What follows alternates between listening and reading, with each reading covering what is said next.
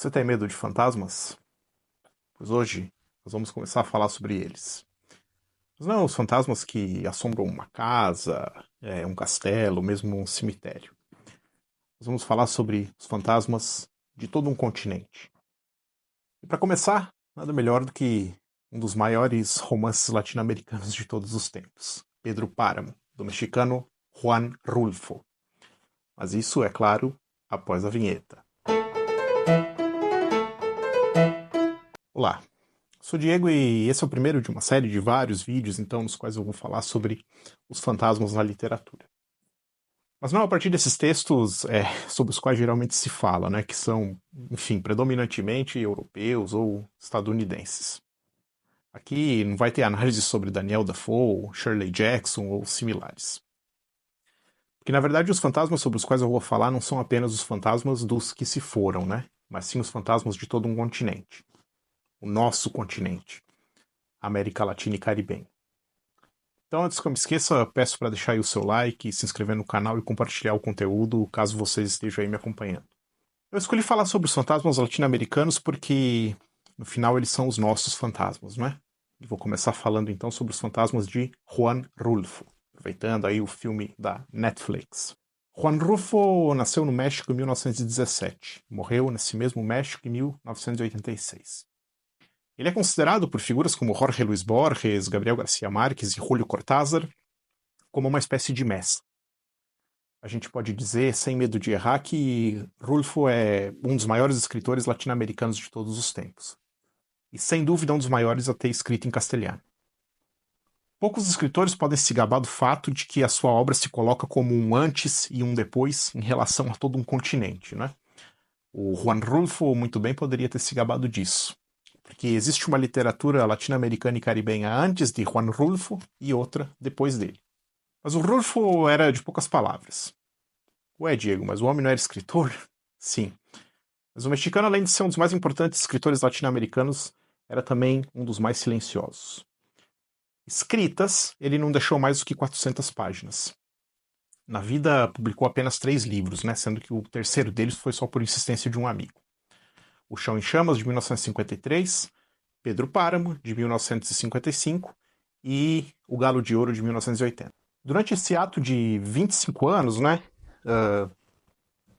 entre 1955 e 1980, bem como nos outros 6 anos que se seguiram ou antecederam a sua morte, ele escolheu o silêncio. Mas por que um escritor que escreveu tão pouco, né, considerado tão importante por nomes tão significativos da literatura? Porque às vezes não é preciso dizer muito para se dizer tudo o que é necessário. O que Rulfo fez, não apenas na literatura mexicana, né, da qual ele é considerado até hoje o maior representante, mas pela literatura de forma geral, é algo tão grandioso que só precisou de um livro para acontecer. O Pedro Páramo começa com uma das frases mais conhecidas, né, de todos os tempos na literatura. Vinha comá-la porque me disseram que aqui vivia meu pai, um tal de Pedro Páramo. Aliás, antes de continuar, né, todas as citações que eu vou fazer do romance aqui foram retiradas então da tradução do Eric Nepomuceno para a editora José Olímpio. Quem conta isso pra gente, né, que está indo atrás do Pedro Páramo, é o narrador, que é o Juan Preciado. O Juan parte em busca do pai a pedido da mãe, que é a primeira morta que fala aqui nesse romance, né? E é com uma certa angústia que a gente lê o narrador dizer pra gente que ele prometeu isso pra mãe morrendo e que mesmo depois que ela morre, ele continua fazendo essa promessa, né? E tem ali uma dificuldade, inclusive, para soltar as mãos já mortas dela. O segundo morto que o Juan encontra é o Abundio, né? Que é um tropeiro. E ele encontra esse Abundio a caminho de Comala. De acordo com o texto, o Juan o encontra em Los Encuentros, onde se cruzavam vários caminhos, seja, em uma encruzilhada. Eu não vou aqui me deter muito sobre a importância desse tipo de local, né, em diversas religiões e mitologias, seja, a encruzilhada. Mas seria importante apontar que, ao optar por seguir essa encruzilhada, ao lado do Abundio, o Juan Preciado mergulha num mundo que já não é o nosso. Quando ele chega em Comala, ele encontra Eduviges Diaga, que é a dona de uma espécie de pousada. Ela convida o Juan para entrar. E esse gesto é bastante simbólico, né? Porque ele envolve atravessar uma porta. o que sempre foi um ato carregado de muita simbologia mística, né? A gente pode lembrar, por exemplo, que alguns mitos a respeito de vampiros dão conta do fato de que eles não podem entrar numa casa a menos que eles sejam convidados. A cena é descrita da seguinte maneira. Era como se estivesse à minha espera. Tinha tudo pronto, pelo que me disse, fazendo que eu a seguisse por uma longa série de quartos, que pareciam desolados.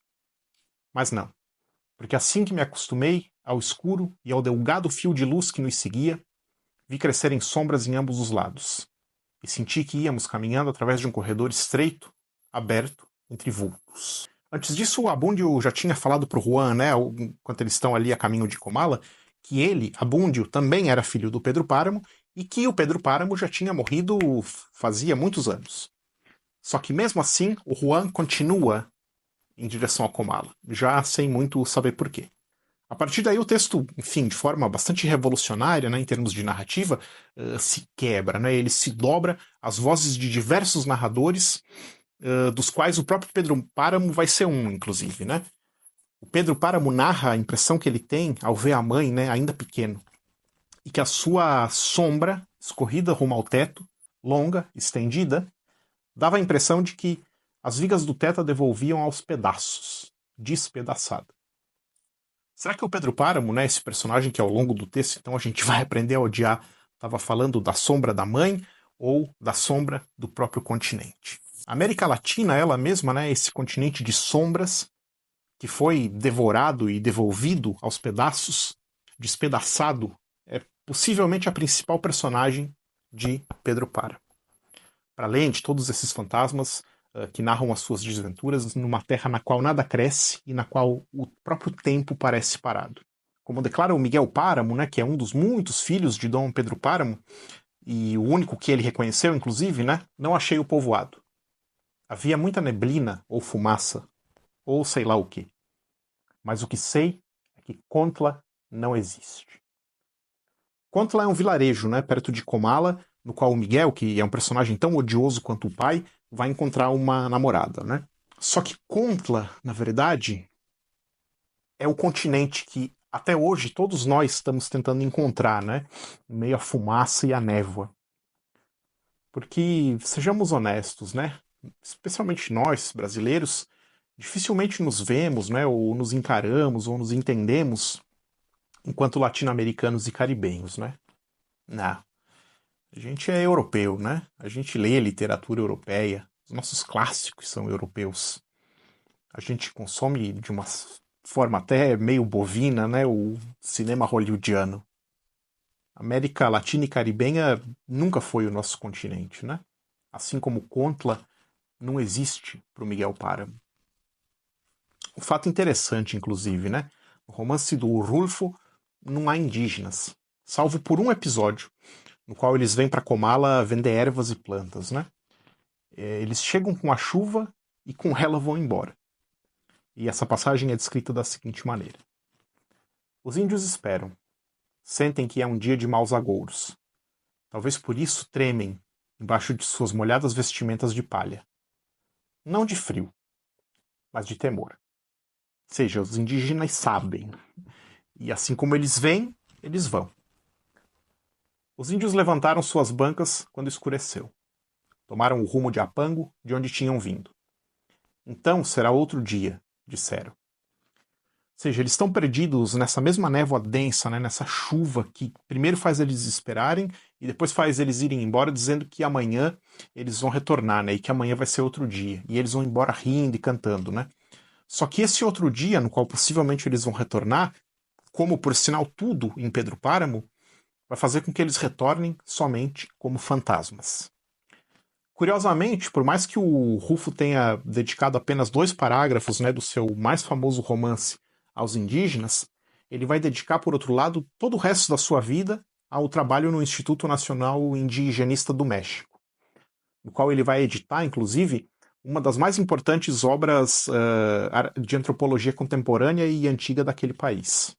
Como afirma o próprio Pedro Páramo, né, um dos seus jagunços ali em algum determinado momento do texto em que estão falando sobre uma vingança, etc., né, ele vai se referir sobre os campesinos ali, né, sobre os camponeses, e vai dizer que essa gente não existe.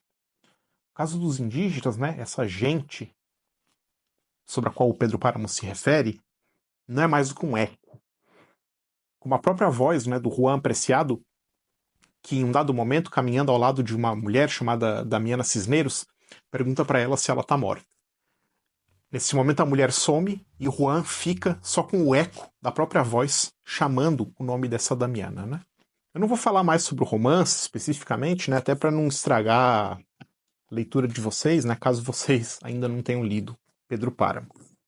Mas eu vou terminar falando que não é preciso ler A Conquista do México, do Hernán Cortés, ou Enterra em Meu Coração na Curva do Rio, do Dee Brown, ou mesmo o consagrado, né, As Veias Abertas da América Latina, do Eduardo Galeano, para entender essa loucura chamada América Latina e Caribenha. O Paulo Leminski afirmou, né, na Vida do Trotsky, que ele escreveu lá nos anos 80, né, que se você queria entender a Revolução Russa, você não precisava ler os textos dos historiadores, né? Como o próprio Trotsky, no caso, que chegou a escrever uma história da Revolução Russa, né? Para o Leminski, se você queria entender a Revolução Russa, bastava você ler Dostoiévski. Eu não vou dizer que não é necessário ler os livros de história, né? Até porque eu não sou tão poeta quanto o Leminski.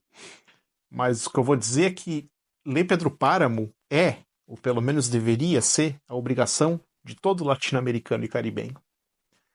Porque esse pequeno romance é a América Latina e Caribenha. E a América Latina e Caribenha foi fundada pelos fantasmas de Juan Rulfo. Esse escritor que, a exemplo do nosso Raduan Nassar aqui, né, resolveu se calar para a literatura. Ninguém entendeu o Juan Rulfo. E nem eu vou presumir ter alcançado esse feito, né? Ninguém entendeu esse silêncio. Mas talvez eu possa arriscar que esse silêncio fantasmagórico, né, fala muito mais sobre nós e a nossa relação com o continente do que qualquer obra extensa que ele pudesse ter escrito. Semana que vem a gente segue aqui falando sobre os fantasmas, né? A partir de outro mexicano, Carlos Fuentes e a sua novela Aura. Desde já, estão todos e todas muito mais do que convidados. Eu sou o Diego e até a próxima.